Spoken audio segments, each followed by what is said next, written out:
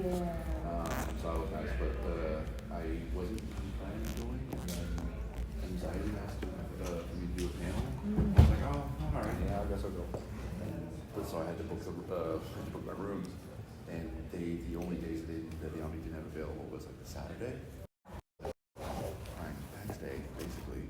So I looked, and apparently the Westin had a room for that just that day, and I was like, perfect, done, let's do it. So I basically stayed at 2 hotels. I think I'm gonna be doing a panel with her too. Oh yeah? What did the same panel? Okay. What was it? I don't remember the name. It's Actually, I can actually pull the conversation. You're talking about anxiety? Yeah. Oh, she's great, isn't she? Yeah. Met her for the first time at this past TwitchCon. yeah, me too. She's I delightful. met her there. Yeah. Oh, I finally feel like I can relax. All right. Let me see if I can get this. I was in 6 last night.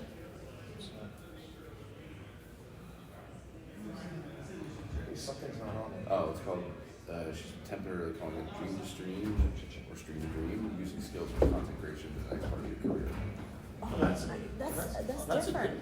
That's different. Yeah. Oh, that's different? Yeah. Okay. Hello? These are so far away. Can I get it closer? It's terrible. I'm the author of Podcasting for Dummies. I'm working on the 5th edition, and I don't know how this mixer works. Oh, we have to do it all ourselves? No. When I came in yesterday, Somebody, and a there nice should be a person tech guy came that to help. shows up, I'm taking one of these pens. Oh. Hello? Oh, Oh, do we yeah. have, oh, wait, hello. Nope. Mine's not on. Yours is on. Yeah. Hey there. Hello? Hey there. These two are not on. Okay, I feel like I'm playing somebody else's, like, Fabergé egg. Yeah. I'd be like, I don't want to mess with that. There's too many knobs for me. That's why I keep my stream simple. Hello. Hello. Is there going to be discussion about why the Souls games are good for you, even if they beat you down from the ground? We No. we can make that discussion. Souls games give me PTSD. So. Welcome to the Souls Game Encounter Group. I'm Steve. Hi, T. Hi, T. Started playing Souls games because I wanted to feel better about myself. No, you didn't. I play hardcore because I wanted to go fast. Fair. Try your mics now. Hello. Oh, you can hear me now. Woohoo. Podcast for Dummies. I Season 5. I wish this was a little close.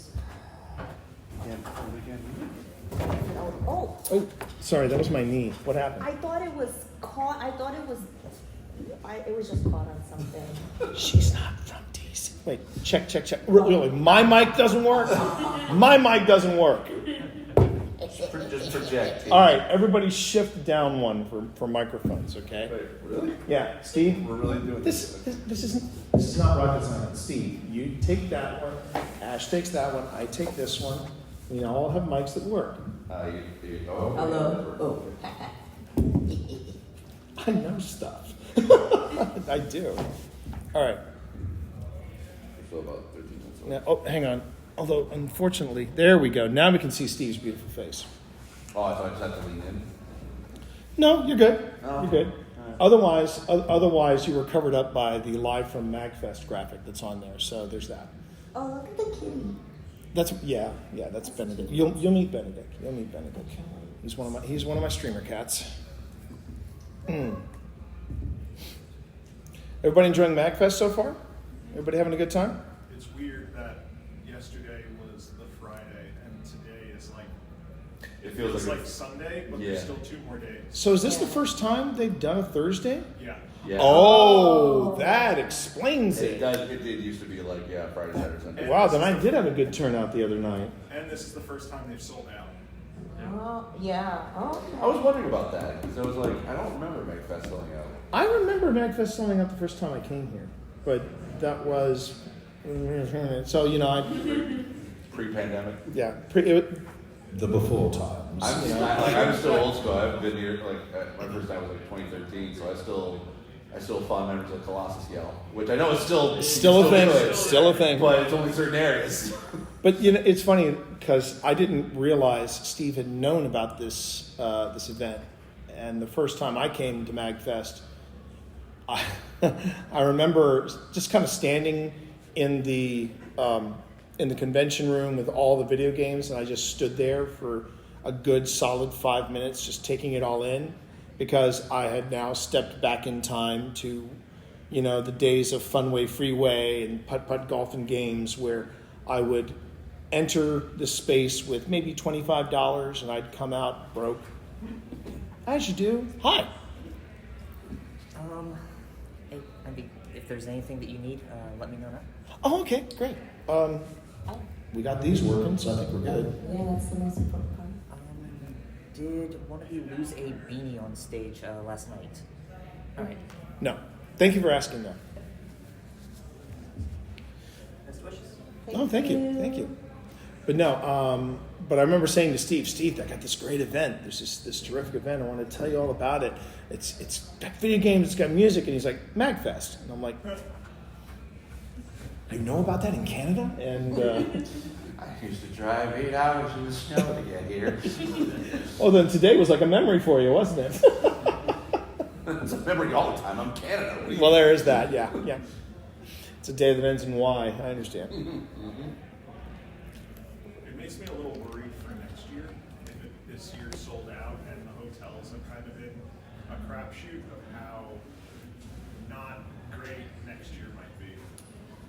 I mean, they've always had an interesting relationship with the Gaylord, specifically because it was always a convention that is scheduled around the same time as MAGFest, and it's so weird basically seeing people in cosplay and then people in suits, and it's like exactly which convention that people were going to, and I think it was one year it was some sort of whale appreciation thing. It was I just remember seeing pictures of whales everywhere. Whale appreciation, so Star Trek 4. See, that's the kind of panel I would do, 100%.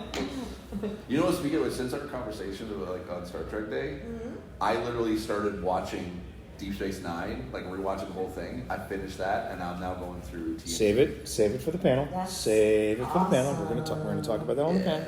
It's great. And I didn't realize Paramount Plus has the remastered versions. Yeah, Which is nice. that's how I watch them. It's a remastered? Yeah, I'm Paramount. Nice. Now, well, since we're nerding out on Trek, I would say one of the fondest memories I have of my Trekkie fandom just happened recently. Mm-hmm. So it was the season finale of Strange New Worlds, and my wife couldn't understand why I was nerding out so hard. Oh yeah. And I said, no, that entire shot down to the light across her eyes, that's straight from Balance of Terror. And I was like, and that's from Balance of Terror. And so immediately, after we finished that episode, we went back, Paramount Plus, we went back to Balance of Terror, and we rewatched the remastered episode. And I was so pleasantly surprised at how shot for shot they matched everything from that episode. That I remember as a kid, that episode terrified me. And yeah, there's still a very fond place in my heart for the original series. Cheese-tastic as it is, problematic as Kirk can be. It was the 60s. Roll with it. If we record this for the MAGFest YouTube channel. You go right ahead, because we're streaming it right now. That would be awesome. Yeah. Don't worry, you're going to find out what this is in just a moment. Thank you. But this Are you live already? I'm live. I've been live, baby. Oh, hi. I've been live. Now it's be camera ready. Oh, come on. With Steve's hair, Steve's hair is always camera ready. No, never mind. Now, because of Steve, I have put more product in my hair in the past year than I did in the previous 54 because I was like, I want to have it high and tight, and I'm trying to go for the Pikes Peak. That is hard. See, my hair is like it's because it's a necessity because my hair likes to go in 3 different directions because I've got a cowlick here, and then back here. So it just only wants to go away, and the only way to be able to at least make it look.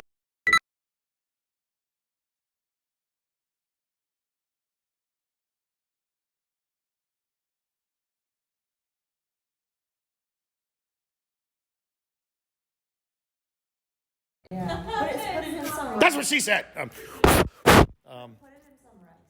Yeah. Anybody got rice on hand? 1 second, I'll be right back. Thank you. You were just talking about the Uncle Ben rice. I was just talking about the Uncle Ben rice, wasn't I? Yeah. That was I funny. love that you were like almost coming to go out the door. That was perfect.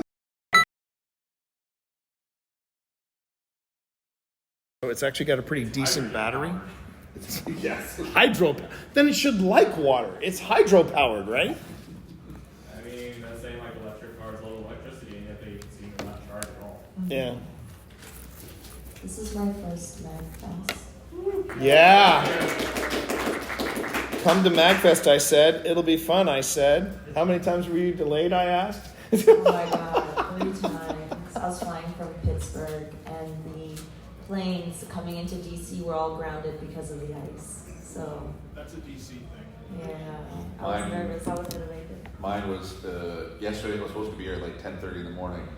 I was at the airport at like 8. Well, I got there at 6:30 to be able to do the thing. And then as I'm walking to the gate, I get the notification. Oh, your flight's canceled for a maintenance issue. I'm like, okay. And I'm thinking I'm not going to be able to get out anytime today, so I'm immediately walking over to the customer service desk to try to get whatever the earliest flight can be, because as they're trying to rebook. And then they rebooked it and they're like, oh, you're flying out at 12:30 today. I was like, okay, great. 4 hours in the airport, not the greatest, but fine, whatever. And then as I get to the gate and we're waiting for for us to start boarding, they're like, oh, there's another maintenance issue on this plane. Apparently there's a dent in the cargo bay door.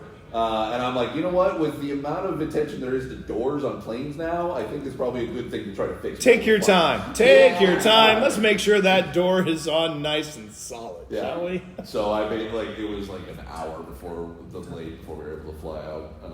So that was fun. So yeah, you're right. Apparently it might be a DC thing. See, I'm a local, so I just drive in, and I So thought it's your fault. but it's never been a problem. I'm like, yeah, I'll just drive in. Wait, what's coming on Thursday night?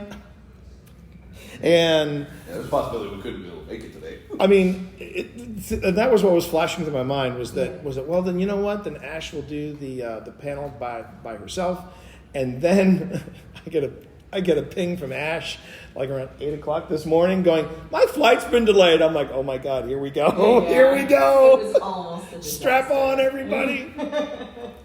And the time that I would have put together this, kind of nice polished presentation of how it started for us as streamers and where we're at now. Yeah, that was out the door because I was getting my unexpected workout this morning, doing snow lifts, and that's fine. That's fine. I got my exercise in. That's how Canadians stay fit. Yeah, exactly. That's like when you're growing up, the chores is either mow the lawn or shovel the snow, and it's a all year round thing, baby. You're chewing with your friends the other day. Sorry, bud. Wow. Which we're so but I suggest you let that one marinate. And, pitter patter. let's get at it. My I God. grew up, or actually I didn't grow up. I lived like right near the town that's based on, what Kenny's based on, and they 100% talk like that. You can see who's a hick, you can see who's a hockey player, you can see who's a cop. Like it's just they're all there, and it's eerily accurate. So this has nothing to do with the panel, obviously, but show of hands, how many people have seen Letterkenny in here? Okay. Letterkenny. You have not. It on is. Hulu. I'm gonna go watch it now. Yeah. Go watch it. It is So for the few people here who have seen Letterkenny, I'm going to put you on the spot.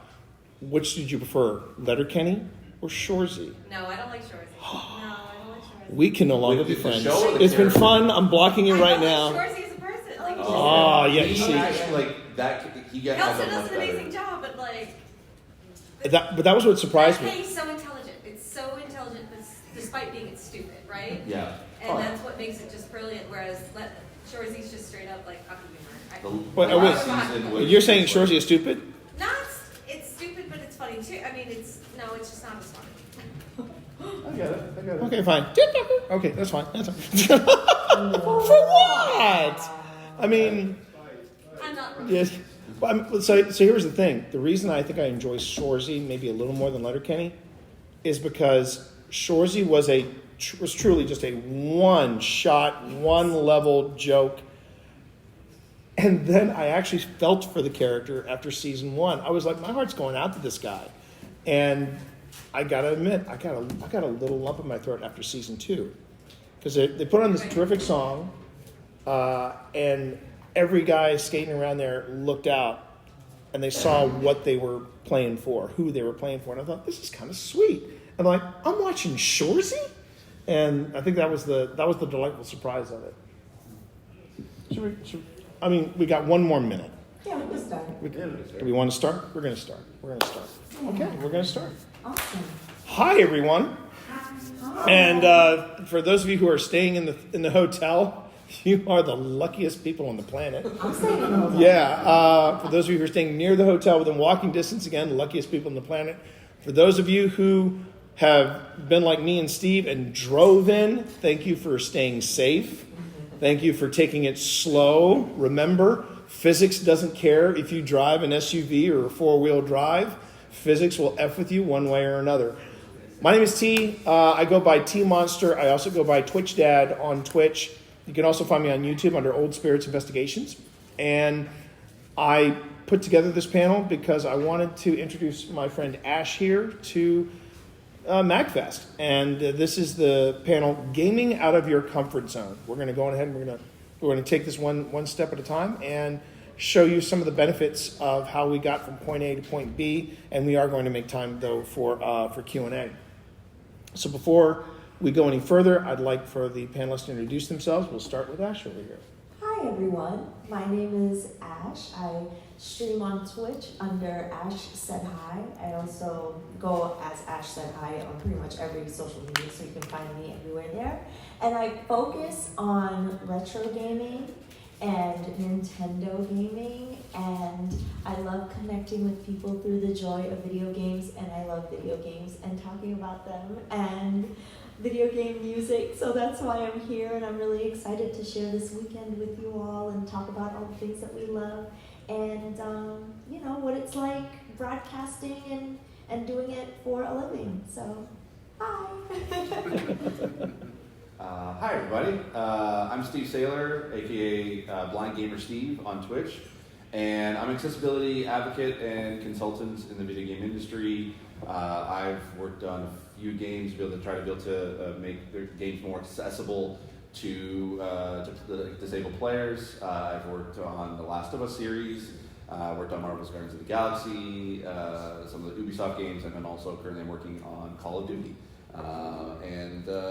Basically it kind of turned the streaming aspect into like an actual career in gaming, and so we'll definitely talk about the nuances of that in a minute, but I'm just happy to be here. I've been coming to MAGFest since 2013, and it still feels like it's 2013. Like it has that same vibe, it has that same community vibe. I've loved MAGFest ever since coming here back then. It's for 10 years ago, 11 years ago now, and it's always been a blast. So hi everybody.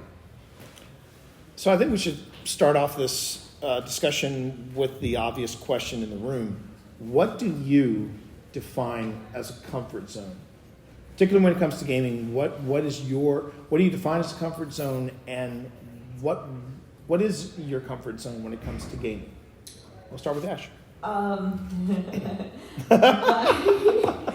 Because you know why I feel like I just really kind of discovered it and have been like feeling really good about this discovery is I'm a loot goblin. I love being a loot goblin. So what that means to me is like I played Morrowind a lot last year, and I love exploring and finding caves of treasure, even if it doesn't like progress the game in any kind of way. There's something very comforting about that. Just surveying the land, opening up more of the map, and then the roulette of what's going to be in a treasure chest or a cave when you find it. And that discovery was also amplified by my recent discovery of Diablo 1. I'd never played it before, and that is the ultimate loot goblin game. It's like you're always opening up treasure chests, and like, you know, each level is sort of randomized, it's sort of procedurally generated, not really, but kind of. And the discovery is what makes me feel a lot of joy in playing the game. Oh, you would totally dig the Diablo 4 in their seasons, because there's a lot of loot in that one. Yeah. And what about you, Steve? How would you, what do you define as a comfort zone, and what is your comfort zone in gaming? For me, my comfort zone had always been essentially games that like I could actually be able to play. Because being a disabled player is very difficult to be able to find a game that I can actually dive in and play without feeling like that my disability is getting in the way. And so when it came to like trying to define my own comfort zone of, it's not necessarily like, it's not that I wasn't willing to try to be able to eventually try different types of games that I normally wouldn't play. It was always like, okay, is there anything in there that would, like, I can actually be able to like physically play and do and accomplish and actually be able to beat the game. Like, it is very, like, if you ask me a bunch of games from like the past few decades, there has been 9 times out of 10 it's probably a game that I haven't even played. Or even more rare is games I actually was able to finish and roll credits on. So that to me has always kind of been like, but I'd say if there was like a particular type of game I play, I like that isn't totally my comfort zone. Is something that like sort of leans into like an IP that I actually like love. I loved growing up like the Star Trek and the Star Wars games. Like those to me were like I loved them. I devoured pretty much every Star Trek game I can get my hands on, every Star Wars game I can get my hands on, and it was that's what kind of got me in, and that's what also led me into the career that I have, because those IP games. It was the Matrix Online was the thing that got me into my career that I am today, and it was because I'm a big fan of the Matrix. Matrix is my favorite movie of all time. I want to jump into this, and it basically turned into what I do today. So Yeah, I think sometimes comfort zone too is like playing games that you've played before. You know, like sometimes playing new games can be a little overwhelming because you're like, what if I forget something? What if I make a wrong decision and I can't go back? Or like sometimes playing a game that I already know, like Link to the Past, I played it like a million jillion times, Right. but I'll go back to that and that'll be a comfort zone too. And I truly think comfort zones, particularly when you're deciding I want to stream a game or a particular experience, it comes into that confidence level about whether or not you feel comfortable sharing that experience with people. And I know that while I would define my comfort zone as being Destiny 2, I didn't stream Destiny Year 1 at all, because I didn't even know how jump mechanics worked until I got into Destiny 2. And that sort of putting yourself out there is uncomfortable to begin with. So you have to have a certain level where you say, okay, I don't mind sharing this experience with a room full of strangers because I love this game that much. I think everybody has a soul game. A game that not a Souls game. Not a Souls game. Not a Souls game. Not a Souls game. There's a difference. Some people that might be their soul game, but And hey, we ain't kink shaming. If that's your thing, Actually, my mom loves those games. She loves playing like Elden Ring and Tell me like Dark more about Souls. Like I called her the other day and she's like, "Oh, I'm just playing Elden Ring and Dark Souls." Like she. wow, your mom is badass. Dark Souls, yeah, okay. Yeah. Like I'm not just talking about like she'll play it and then once it's done it's over. She's like, "Oh yeah, my character's like level 93," and I'm like, why? What? Yeah. Because You got a badass mom. She just likes the level grind.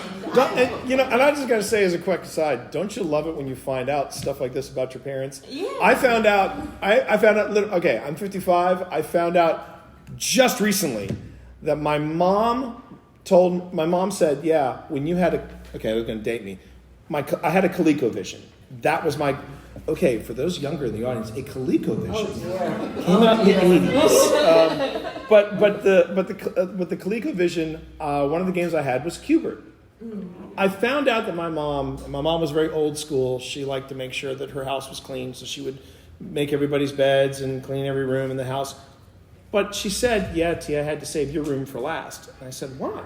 And she said, well, I mean, I could easily clean the house in an hour, but it took me 4. Because I would go to your room, I'd then sit down, play Cubert, and it would be 3 hours later. So I found out that my mom was master of the grind before I even experienced that. It was actually like for my mom. So she's not a gamer at all to this day. But when we first got the Nintendo, as growing up as a kid, we found out that, like, I didn't find out until as an adult that she beat Super Mario before my brother and I did. And I was like, wait, you? Like what? The game you play is Monopoly. What are you able to do as a platformer? But I do think that there is a comfort level with when you find it, you know you have that intimate relationship. And again, with me, it's Destiny. I don't know what it is about Destiny. I don't know if it's the wielding of space magic. I don't know if it's because I had this. I remember the first time as a warlock, I threw a supernova, not the Slova, but the original supernova, where it just came out and it split into 3 and then just wiped out everybody there. And I'm like, okay, I had the ads. They were right. I left them right there and they're gone. And it felt astounding to me. And I feel like as Destiny has progressed, the storytelling has become a lot stronger. The performances, thank you so much, Lance Reddick. I mean, there really was a true magic to the game. And it never got old for me. And I hope that when I'm streaming, that joy, that love for the game comes through when I'm playing it. There's a very different tone for when I attempted a Souls-like game. I attempted the promo for Lies of P. And man, did that game break? Well, it broke my heart. It didn't break me. That was Dead Space. But we'll talk about that in a second. But yeah, Lies of P broke my heart because I knew there was a great story there, and the visuals of Lies of P. I'm also known for writing steampunk, so Lies of P was right up my alley. I couldn't get past the first boss. And at one point I did beat the boss, but we managed to hit each other at the same time. So I lost. And of course, being a Souls-like game, it said, no, you didn't beat the boss, T. You're going to have to start over. Thank you for playing. So yeah, I do think that we all have comfort zones, but I think the bigger question is, what was the first game where you strayed as far away from that comfort zone as possible? Oh, we're going to be turning it over to the audience in just a second. Don't worry. No, I'm asking the panelists first, but don't worry. We'll be getting to the audience in a moment. Okay, Steve, you go first because I want to think about it. A game that was completely out of my comfort zone. Actually, you know what? Believe it or not, and this is—I swear—this is not going to be a Destiny panel. But it really was. It was Destiny. So, like T and we've been best friends like for 15 years at this point, and I was trying to find a game that I could be able to like a multiplayer game that I could jump in and play, because I am not one to be like to jump into multiplayer games because it's harder as a disabled player to be able to jump into a team that you don't of players you don't know, and like you get the ones that are just like they don't care, they'll just like you go so far ahead and leave you behind, and or they'll just completely like backpack you throughout the entire thing and you don't accomplish much other than you were just there. And I find that very, very difficult. Or there's times where they would see like my gamer tag has like blind in the tag, so they'll see that and immediately just drop off because they're like, oh, I don't want to play with a disabled person. So it was hard for me to be able to find a game that I could jump in with friends. And so when I saw that T was playing Destiny, I was like, okay, I want to try that. I want to like, and I figured it could be fun content. We streamed it together, and we did that. We called it Blind Leading the Blind. Because when we were trying to come up with a name for it, like then T was like, you know what, like, hey, I'm not that great at it either. It would be like the Blind Leading the Blind. I'm like, that's what we're gonna call it. And so I've been playing Destiny ever since. Now I should say, everything has been going on with Bungie as of late. All the news of that, I do not condone at all. I've had some very dear friends who were laid off from recently, so I am not. We're not promoting Bungie in any way. They got to change the thing, and especially hey, unions. We got to have that at this point. Too many layoffs in this industry, but.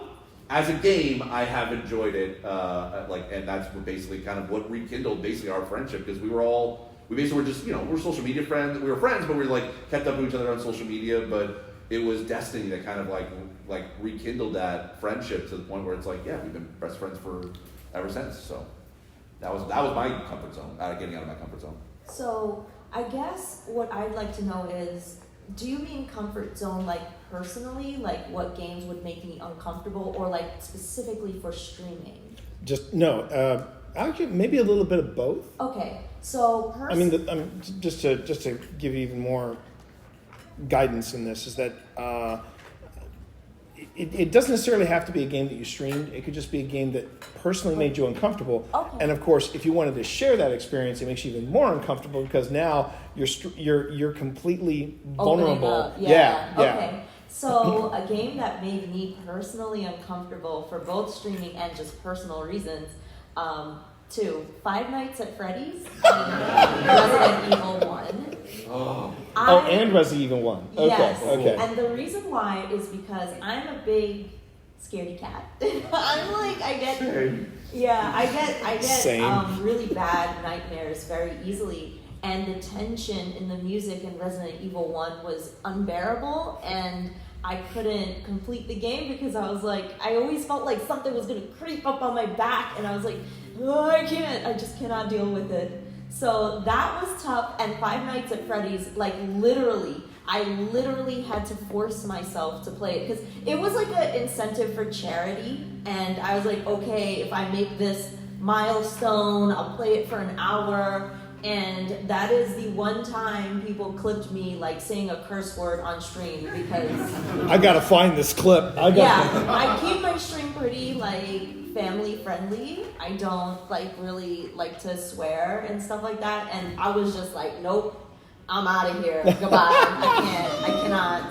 Mm-mm. So, now these two know me and know what I do now on my stream. And for those of you who may have caught me on stream and you know what I do, you're going to be no, I don't buy that. But no, I am also a scaredy cat. I am terrified of horror movies. One of my other best friends, Phil Rossi, he enjoys rewatching horror films when I'm with him so that he can watch me react. I don't even want to talk. Ever since The Conjuring, if someone goes, I freak out. I hate that. And so I don't do horror very well, which is why when my stream said, we really want to see you play The Last of Us, I really didn't want to go down that route. But I was you know what? I want to push myself. And the thing about, as Ash said, it's tough enough being a streamer. A lot of people think streaming is easy, but the thing is, you're constantly putting yourself out there. It's one of the reasons why it's so draining. But then when you make yourself this vulnerable, and for those of you who don't know, and those of you who didn't see the incredible HBO adaptation of The Last of Us, when that game opened, I remember saying to my stream in a very accusatory manner, "What did you people get me into?" And because all I could do was put my daughter in the moment of Joel. Okay? I mean, bam, I went straight to it. It's a thing about parenthood. I have had nightmares where I have been on the run with my kid for whatever reason. It's I don't know what it is, but man, I do not handle that kind of horror well at all. So what I would do, and people started to notice it. I mean, I would be sitting in the press any key to start, press any button to start. And, you'd hear the harmonica of the Last of Us theme, and you'd see the open window with the drapes slowly blowing. And I'd be talking to everybody going, "Hey, how was your week, everybody?" And after about half an hour, people in the stream would be like, "When are you playing the game, T? When are you playing the game?" I had to push myself, and of course, after I finished it, I'm like, well, I got to go play part 2. And I then began to discover that, horror games and I have a very love-hate, sometimes hate-hate relationship, and it does. I think it's that openness, that vulnerability, and then of course, my buddy Phil, as I said earlier, he wanted to push that even further. So in October during the pandemic, he said there's this brand new game that's just dropped. Oh no, it was actually September. There's this brand new game that's dropped. I'm going to play it in VR. You don't have to play it in VR, but we can play it together. I was like, okay, what's it called? It's called Phasmophobia. Hey, I played that one time and I was like, no thank you. And Phil was playing it in VR. I played it once in VR and I nearly peed myself. And that was when somebody came up from behind me. I come around and I'm like, ah! And, but Phil, and now keep in mind, this was September 2020. Nobody knew a thing about this game. Not a thing. Phil and I go in, we are literally, it is Abbott and Costello go ghost hunting, okay? It was ridiculous. And then at one point I'm going, my light is going out, my light is going out, and then we turn around and I hear this, and then something appears. I had to freeze frame it to see what it was later, but at the moment I was screaming blue bloody murder and my body was convulsing so hard. I was doing mouse and keyboard, so of course, the stream is all over the place. Of course, the stream is laughing, Phil is laughing, Phil is running. And then I'm screaming at the top of my lungs, I'm in the upside down! So this is all the joys of being out of that comfort zone, but I'd like to expand on that. What are the benefits of gaming outside of your comfort zone? What do you feel like you, as a streamer, as a gamer, as an individual, how do you feel like you've grown from that? Do you mind if I go first? Yeah, of course. Okay, so I think specifically with streaming, when you go out of your comfort zone, I think there's a lot of stigma where if you stick to a certain category, that you have a hard time growing if you shift out of that category. Like, for example, people tend to stick to like one game, Valorant or Fortnite or whatever, and then they see a dip in numbers if they ever decide to switch categories. And I think that it's really important to understand that that's the nature of doing content. Like, it's going to shift. It's like if the TV show suddenly was like a horror show and then it suddenly became like a romance, like people are going to be like, what's going on?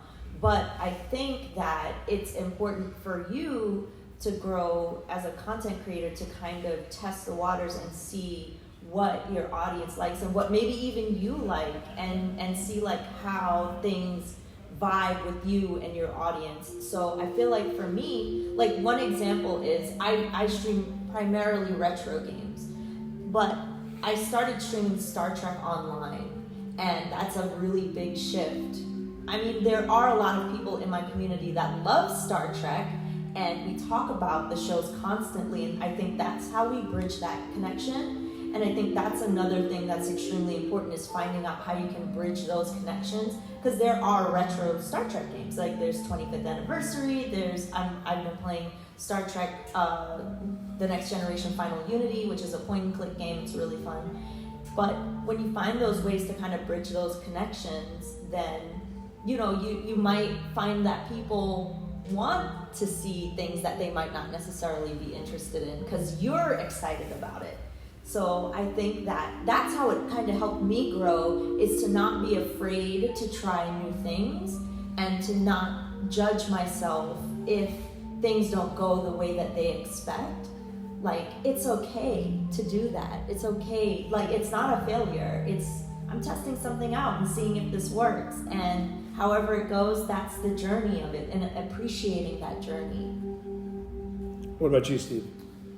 For me, whatever, it usually comes down to, I actually do kind of like sharing me coming, like getting out of my comfort zone, only because it's showing how it is I can actually be able to play a game. Like, so I'm not trying to just be like, the accessibility guy in the panel, but it is something that I think is, that's how I kind of got started. Like I started, I've been on YouTube since like the year it launched, but as far as like my own content, I started making a series on my channel called Blind Gamer in 2015, and it was a way to basically just show my friends I suck at this. So it's more fun to watch me fail at this and I can laugh at myself because of the fact that it's like because I'm blind and I can't see the almost obvious things in the game that and it's sort of.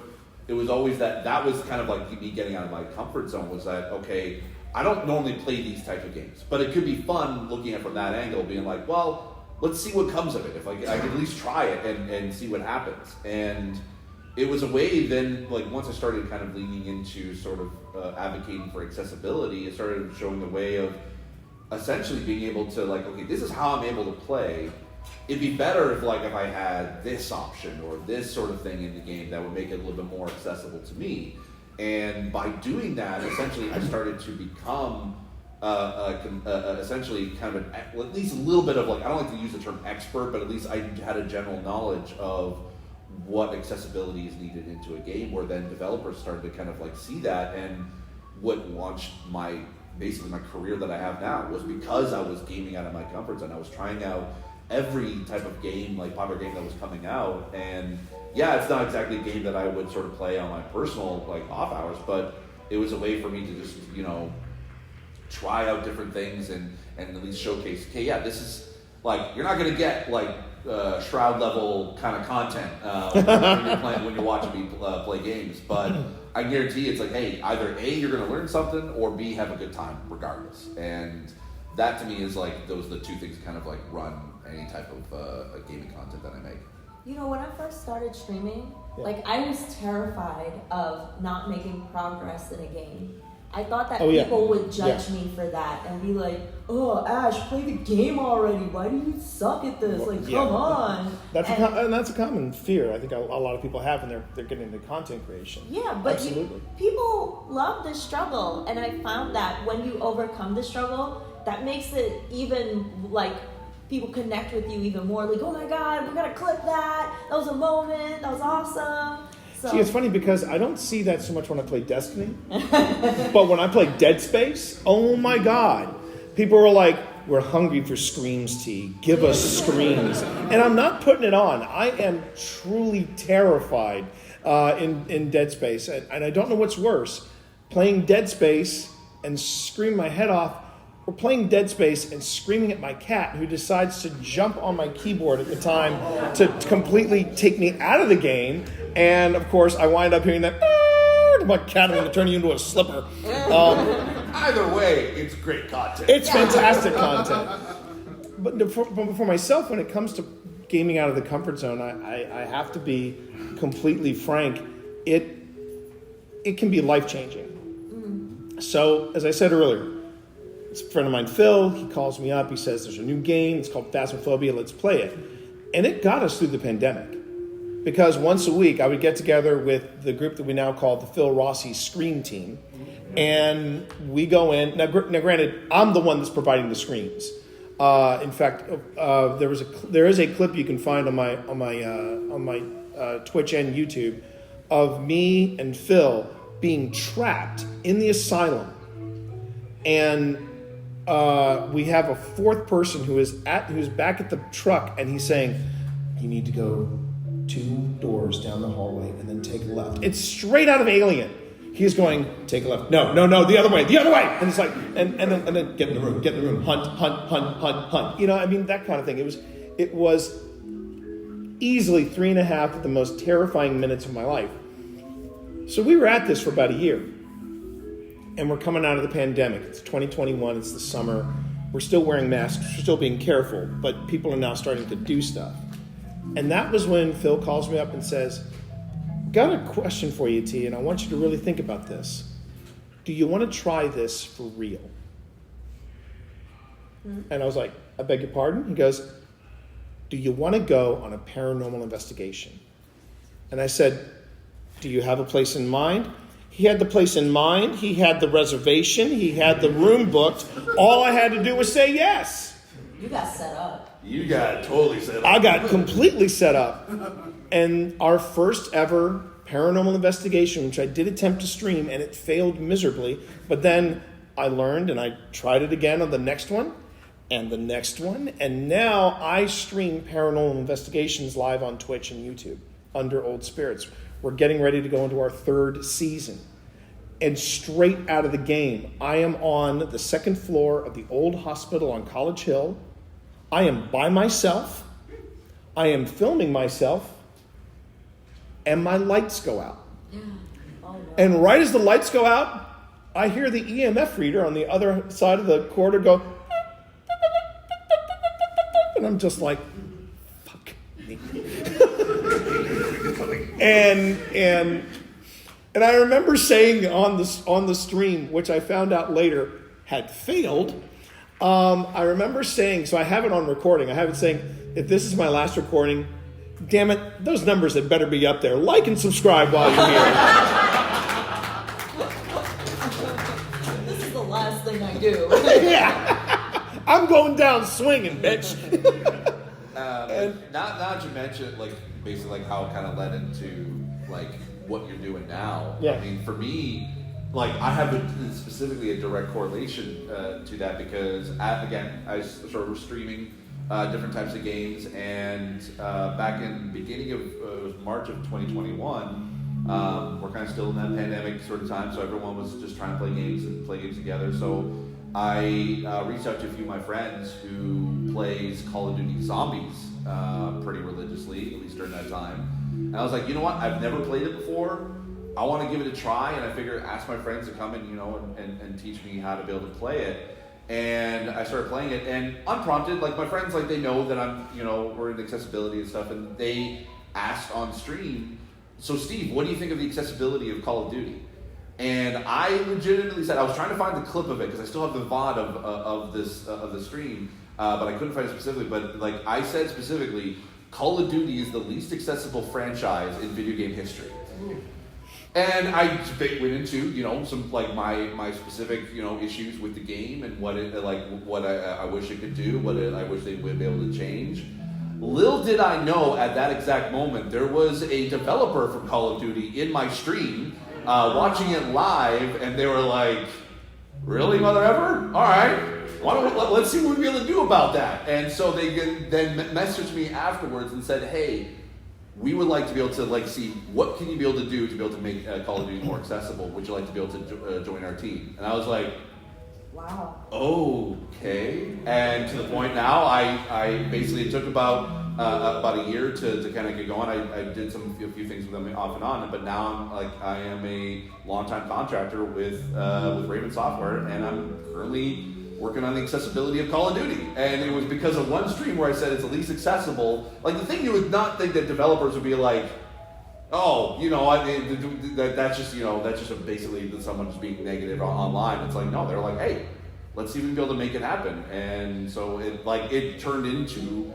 a paying job, just because of I was gaming out of my comfort zone. A game I never would have probably played, but I'm so glad I did. And it's led me to a lot of really cool opportunities. And so if you're wondering kind of what I'm working on, it's something that hasn't been announced yet. So stay tuned for that. Yeah, I call this Canadian Black Ops. Whenever he can't, it's like, oh, you're on Black Ops. He's like, I'm on Black Ops. And I'm like, okay, all right, cool. Well, can I share something about comfort zones that's not necessarily about gaming?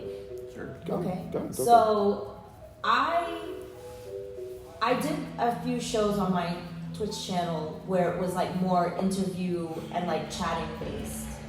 And I always wanted to host. That's something that I've always wanted to do in my life.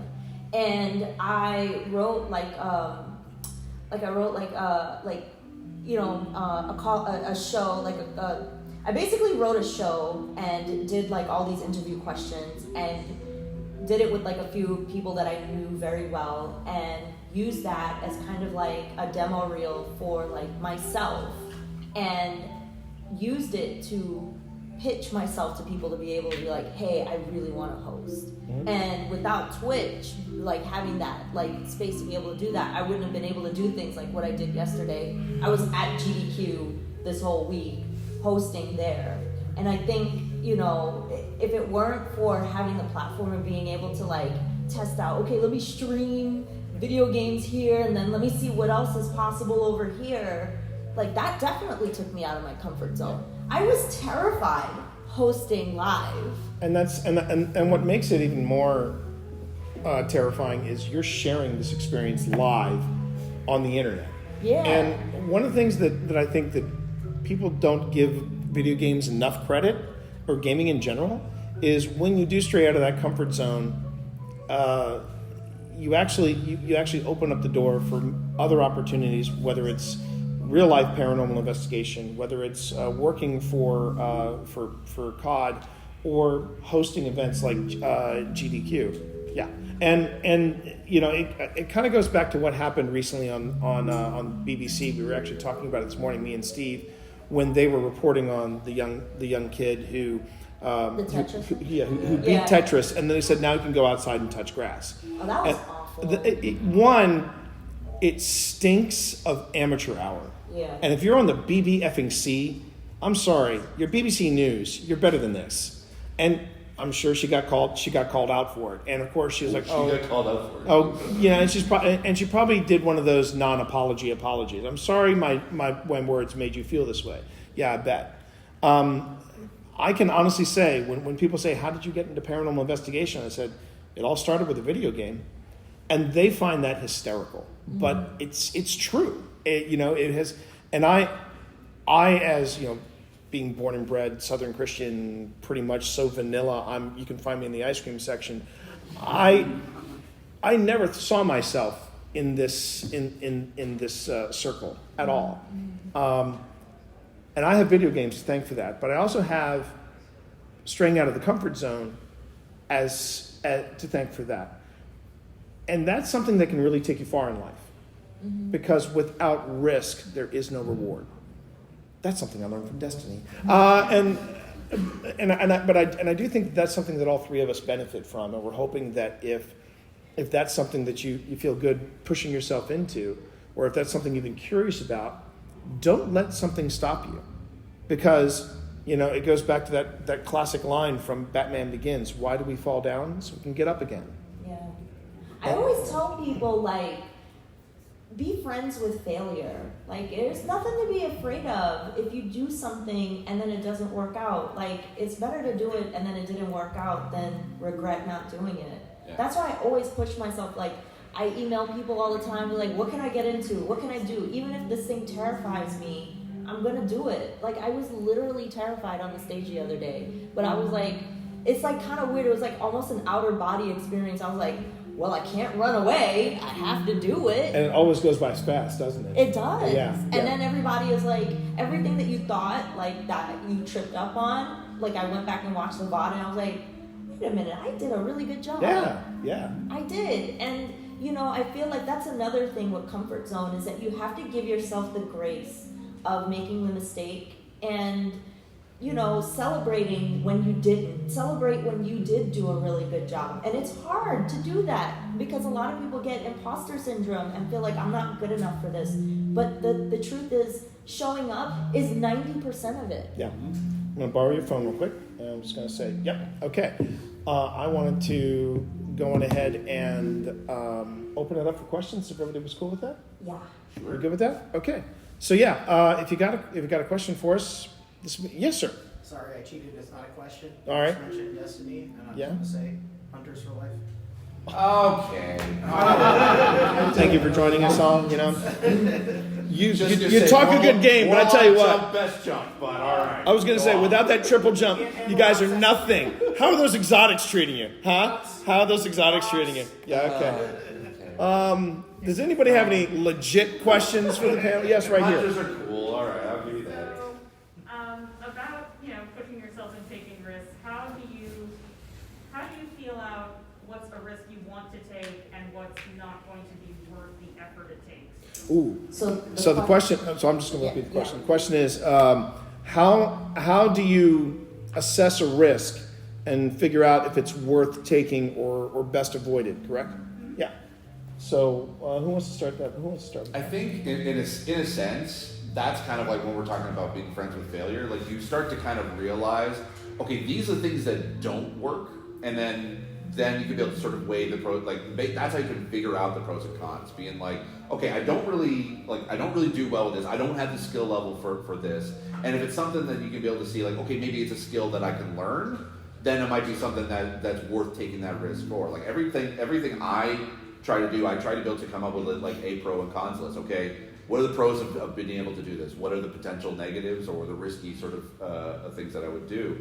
And then I just sort of weigh it out. It's like, okay, and then I figured, okay, if there's more pros than cons, then great. Okay, that might seem great. But even if there's sort of like a balance of half and half or a little bit more riskier than pros, then I sort of like, okay, I put that down for a minute. I sort of let that kind of sort of percolate a bit, and then I come back to it and be like, okay, is this idea still worth the idea? Like that's when you can kind of also start to expand out into maybe some of your closest friends or family or found family of people that you trust to be able to give you that honest feedback. That being like, okay, what do you think of this? Because I actually have a group that I get together with, friends of mine that we've been doing this for like 9 years. We've been getting together once a month, and we just sort of, we come from different backgrounds, and we sort of talk about, okay, this is the thing that we're trying to be able to do, and they pick it apart and figure out, okay, what is the actual nugget of the idea that we do, and then it's like once you kind of have, like, you start to kind of figure that out for yourself, and then if you still feel like, yeah, maybe this just might not be the thing for me, still keep that record of it, or still keep all like that idea, because you never know when that might spawn a different idea that actually might be better. So like, even if the ideas you think might be terrible or it's too much of a risk, never get rid of those, because those ideas may come up and be molded into something that's even better. So when you're assessing that risk versus like pros and cons kind of level, you have to kind of like, and even still, you may think it's like, okay, this is not a really good idea, but it's something I still want to try. It's okay to do that, because again, if it fails, then you know what? You've got that experience, you know what works and what doesn't. But if it becomes a success, then it's something that's like, I am glad I took that risk. I am glad for myself that I took that risk of putting up YouTube videos of basically me failing a lot because of my disability. It literally turned into my entire career. I was working in radio before this. I was in radio for 10 plus years at that point. And it wasn't until I became in my mid-30s that I basically started getting into video games. So you never know when that kind of like that sort of opportunity can present itself and be the thing that, you know what, it's something that I'm glad I took that risk, and it's something I'm really proud of. Yeah, I feel like people are afraid of like the sunk cost fallacy, like, you know, putting too much in. But I think if it brings you joy, that's when you continue. And if it doesn't bring you joy, that's when you stop. You know, once it's like, it's not making me happy. Yeah, it's totally okay. Like, for example, I was afraid of playing Morrowind because a non-linear game just terrified me. I was like, I gotta find everything. I gotta 100% it. I gotta like do all the stuff. And then I found that the joy of the game was the journey. And then my community really loved seeing my reaction to it. And then I ended up playing it for 276 hours over the course of a year and a half. It became one of my favorite Morrowind things. Mondays. Morrowind Mondays. Yeah. Yes, I am the Nerevarine. And the other thing too is that when you start failing, that's when you truly discover your passion. Because, like I said, the first time we attempted to stream a paranormal investigation live, it was an absolute failure. It really was. And the second time we did it, I found out very quickly, I need to figure out the lighting problem, because when you're streaming total darkness, that's not really compelling content. So again, second failure. It was on the third attempt, where we had the response device in front of me, and the light is basically pulsating in its neutral position. And my wife Pip is going, Jack, we know that you really must have been upset that your best friend Wesley was fighting for the Confederacy, fighting for against the people of Gettysburg. That must have been. I hate him. We all caught that live. That went live on stream. People lost their minds in chat, and somebody clipped it. And that was when I said, okay, we're on to something. And that has not happened once. It's happened 3 times on my stream. A voice that's not there That's there. And you And want to take me on one of these? yes, because it's fun as hell. No. It's great time. Nobody got time for that. Oh, no. And here's the beautiful thing. Every time I pop into stream, I say, look, I know where I want to take it. Nope. Oh, come on. It'll be fun. Nope. Ash, I'll take care of you. Nope. And I mean, I'm like, oh, that's why Mr. Peel named that movie what he named it. I get it now. I get it. But but the thing is, and this is what Ash doesn't get. The places that I would take my friends, Yeah. Ash, and I'm taking Steve here as well. I don't take you to the asylum. Oh. I don't take you to the prison. That's being mean. That's hazing. I will take you to somewhere like, well, when we took Steve, we took him to the Jenny Wade house. Now, for those of you who don't know the history, the Gettysburg house, this particular house is where Jenny Wade, she's the only civilian casualty of Gettysburg. And that house is incredibly haunted. And when we took Steve there, we were trying out the FLIR for the first time. And sure enough, Steve says, I want to try something here because all of our devices, the response devices were going off. So something was around. So Steve held out his hand. And we had a FLIR on Steve. So you can see Steve, you can see the FLIR, you can see his hand. And he says, and then he said, guys, I think something's touching my hand. And we all looked at the FLIR and we saw two indentions, two small shadow figures literally standing right next to Steve. And it was not uncommon for the orphans from across the way to come over and play at the Jenny Wade house. And look, I'm not here to convince you whether the paranormal exists or not. If you don't believe in it, that's fine. That's cool. But when I do it, as ghost kids like me apparently. yeah, but they dig Canadians. But for me, it's inviting you on the journey, and that has been an absolute joy. But we wouldn't have gotten to the point that we're at now if we. So you're saying I should step out of my comfort zone? I think you should, and I'll take good care of you. And I mean, I will say this: there was another person who was giving me the hard note, Chelsea. She's actually emailed me and said, next time I'm in Virginia, I'm like, talk to me, Hudson, but I want to, but I do want to make it clear that, yeah, if you are getting into this, I'd be the first one to tell you, don't go to a prison, don't go to an asylum, don't do that first. Go somewhere chill. Meet Casper the friendly ghost. Exactly, and it's getting out of that comfort zone, and it's being able to constantly trip over yourself. You then realize, no, there's something here. I know I can do this. You'll know when to tap out. It's like playing a Souls game. You know when to tap out. You know when to tap out for good. Ever. Anybody? Any other questions we got? Yes, sir. Right here. So I feel like I'm kind of pervasive subject with confident opinion. I'm kind of like closed in and such, especially with my friends. When they have like open invites to like games or like that I can join in on. Like I would love to join them, but I feel like, especially for something that either I played or haven't played, it's like I'm trying to join, like I want to join in, but another voice inside is like telling me like don't do it, don't do it, do it, don't do it, don't do it. And sometimes I just give in. I just kind of just like sit back and just kind of keep to myself again. And it's like how do I just get out of that? How do you overcome so the question is, how do you overcome that anxiety of going in with friends and you're worried about disappointing them? Yeah. That's a tough one. It is tough, and I'll say even for myself, because like I said before, like it's hard for me to be able to get into multiplayer games. Because I know I'm not the greatest, but at these kind of games, or not even sometimes even that good, as I'm still trying to learn it. It is difficult, but the way I would suggest it is take it one step at a time. If you feel more comfortable being like, okay, I'll join you, but I don't want to be on comms. I'll listen, but I don't necessarily want to be on the microphone. That's fine. Like you can jump in and still be able to play and have fun while you're listening to your friends, joining in, and then do that a couple times until you feel a bit more comfortable, and then you can start opening up the mic a bit, and then it's like if you take it one step at a time, then the over like anxiety-driven task that you thought that what it was going to be, you finally realize slowly over time you kind of were able to get to that comfort level so that you can be able to enjoy your like gaming time with friends.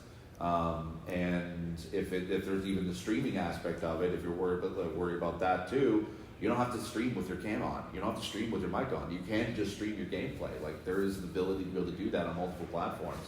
Yeah, you may not be able to grow as a huge streamer like that, but that takes time anyway. So it's sort of, it's that one step at a time, whatever. And it is a risk. It is getting out of your comfort zone, as we've been talking about. But if you take it one step at a time, then that when you get to that point where it's like, I can't believe I didn't, like I wasn't sure I was able to do this, or I had so much anxiety about it. You start to realize, oh, okay, I can be able to do this, and then it's like moving on to then sort of the next thing you want to try. So it's hard. And it may not be in the end. It may not be for you, but it's about giving it a try, and you never know. It might open up some of the best experiences that you ever had. I also, go ahead. Thank you. I was just going to say real quick too, and I'm going to be blunt. I hope you don't mind, but if you're worried that these people are not going to be cool with you, even if they're not friends. Okay, and just bottom line. Your friends are your champions, and if anything, they should be your biggest cheerleaders. And that brings me to another thing I'd recommend to you: find that one friend, confide in them, say, "I'm a little nervous about this," and that person is going to be he is going to be your biggest cheerleader. Case in point, one of my favorite memories from Destiny, period, involves Steve. We got Steve his very first seal, and for those of you who play Destiny, you get the seal and you get the pin. And we were looking, and I said, well, tell me some of the other stuff you got. And Steve's like, well, I'm 4 out of 10 for the Crucible seal. I was like, fuck no, we ain't going in the Crucible. And we're going down, and he goes, hey T, and I go, yeah, and he goes, I have 9 triumphs completed for Descendant. Descendant was the raid seal for the Deepstone Crypt. And that's one of the big raids. That's where you get 6 people together. And the toughest part of a raid is getting 6 schedules to mesh so that you can do the raid in particular. But that has always been my favorite raid. I love that raid. It's a beautiful raid. It's hella fun. And I said, okay, we're going to get you a raid seal. And Steve was like, what? And I said, no, we're going to get you a raid seal. And I lost my effing mind on that last run in the Deepstone Crypt. It was clan night, so we got everybody from current meta together, and we ran that, and it was, I think, the 5th or 6th attempt, and we got it. And I think I made a bigger. I went, let's effing go! I was louder about it than he was, but I'll never forget that moment, because I was like, we got you across the finish line, man. That's what friends do. They're not there to tear you down. They're there to build you up, and they're there to support you. So, yeah, if you feel like there's that one friend that you can confide in him. Let him know about this, and he'll work it out for you, man. I also think that we know all of our own weak points, right? And it's easy to forget that. Like, you are the person that knows everything that you're worried about, and the outside world doesn't know those weak points that you know. So I feel like most of the time the things that I'm worrying about, like, other people are not worrying about them. And that's what I tell myself to get through those difficult, like second-guessing moments. Like, I'm worrying about this, but that's because I'm the one looking in the mirror every day. Like, they're not seeing the same things that I'm seeing. And it takes a lot of practice to recognize that, and that's okay. But, if you remind yourself of that, then you'll get better at it a little bit every day. Great question. Thank you. Anybody else? I think we have time for one more question. Does anybody else have a question for us? Yes, sir, right here. So, I'm kind of the opposite, where I don't, respect my comfort zone sometimes. Where I'm like, I can play anything. Right. And they're like, well, it's a comfort zone. Yeah. But it's it's sometimes a bad thing. It's just I put the mindset of I can enjoy anything. When sometimes something's not for me, Mm-hmm. So there's almost I want to figure out a way to know what I can go back to when I've gone too far off the path, right? Right. Sometimes it's a multiplayer thing, where it's just like, I'm not competitive in spirit, you know, like, if it gets too salty, then it's like, okay, time to Tap out. Yeah. So what's the question is, are you trying to find your comfort zone and see if there's something that makes you uncomfortable, or? No, it's like, how do you, if you ever stray too far off the path, like if you find something that doesn't work out, do you have like a protocol like, okay, this is my comfort game, I can go back to this, or something like that? I don't know. So if you feel like you strayed too far, it's like, well, do I have that security blanket? How, you know, what and I think we got a similar question here, is like what are the requirements of a comfort game? Mm-hmm. Is it something that's nostalgic? Is it something that you're just really good at? Is it, you know, and man, that's tricky. I think it's just for me, it's like it's what is that game that made like that sort of that the thing that came up on Twitter not too long ago. It's like, what is that game that got you into gaming? It's what's that one, that spark of being like, oh man, I love video games. Those are the kind of games that are your first sort of like group of like comfort games. Like that's the thing you can always go back to and be like, yeah, there was something there that made you like inspired. And when you kind of go off into that, you know, it's like the no man's land of like, oh, like, okay, now I need to find my way back. That's where I usually start, is that, okay, and if it's not available anymore, like that's when I kind of like look for something that's similar, or I look up YouTube videos of that game, or, you know, there's obviously sites that, you know, can sometimes have that game available. I mean, for me, it was always the Matrix Online, and I can't necessarily play that anymore, for obvious reasons, but it's finding that, what is it that gave you that spark initially? It's like, I love video games. That's, to me, is like the sort of the first little bit of games I would look at. For me, I think it's like brain off game. You know, like, what do I play that's like brain off, and I'm just like, you know, enjoying the vibes, you know? Yeah. Like, a lot of Zelda games are like that. Like Breath of the Wild is really like that for me. I think for me, it's the goofiest. I do think that is my comfort zone. Are the goofiest, silliest, and yet the most delightful, warm hug of games that you can play. One that comes to mind is Maneater, where you play a shark, and it is so ridiculous. Oh, it is comforting because it's just plain stupid in every possible way, and yet you can't turn it off. I mean, it's done in the style of a reality TV show. Chris Purnell from Archer is the voiceover guy, and they've got so many delicious Easter eggs in there. But for me, I would say that I would define that comfort game, the warm blanket, is Ghostbusters Spirits Unleashed. They've just revamped it, and they've made it even better. Over the holidays, I busted ghosts wearing an ugly Christmas sweater and a kilt, and I felt unstoppable. And they're it's just got a lot of. He wasn't physically wearing an ugly Christmas sweater. No, yeah. I was in the game. In the game. One of my favorite memories, again, involves Steve, where I kind of took advantage of Steve's disability, and Steve was coming. Yeah, fuck you. He was.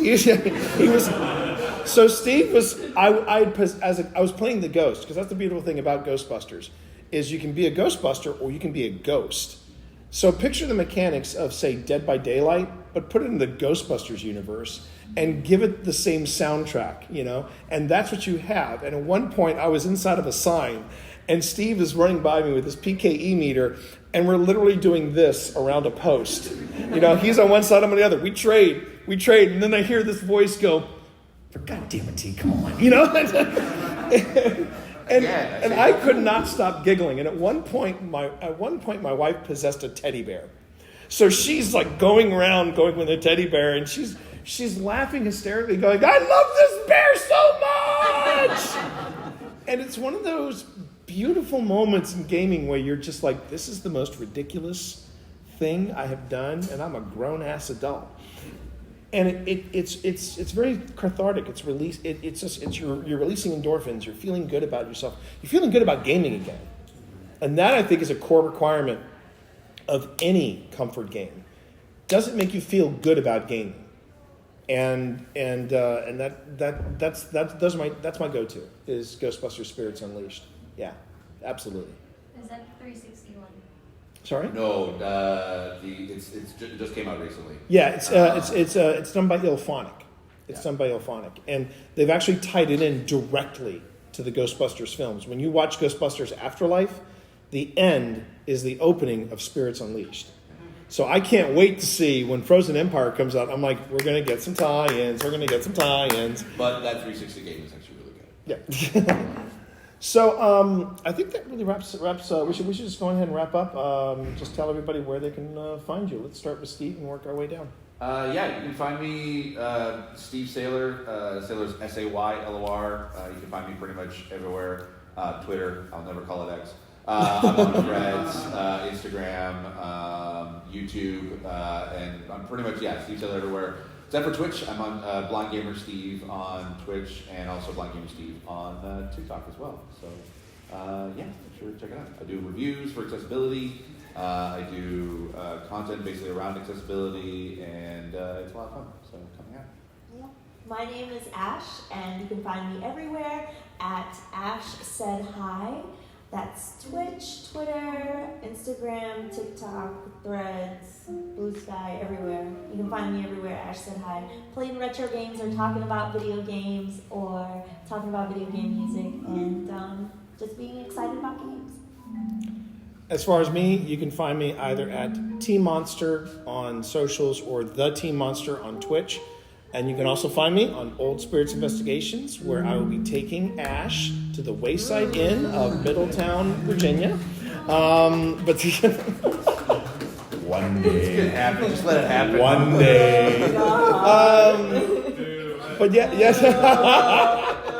And so it begins. Not the chat peer pressure. You can find out more about what we do paranormal-wise on YouTube under Old Spirits Investigations. So please feel free to come on by and take a look at what we're doing there. Thank you, everybody. Enjoy MAGFest. Thanks for making my first MAGFest awesome. I wanted to say something. You go ahead. I thought it was really interesting that you said that you found the first Resident Evil Thanks for being a good sport. I played the first Resident Evil 8 and thought, this is like good stuff. You too? Yeah, hey, I know. Like, I was like, I'm a little nervous. I've known this man since 2004. Are we all stopped? We're all. I think we're still streaming. Oh, there we go.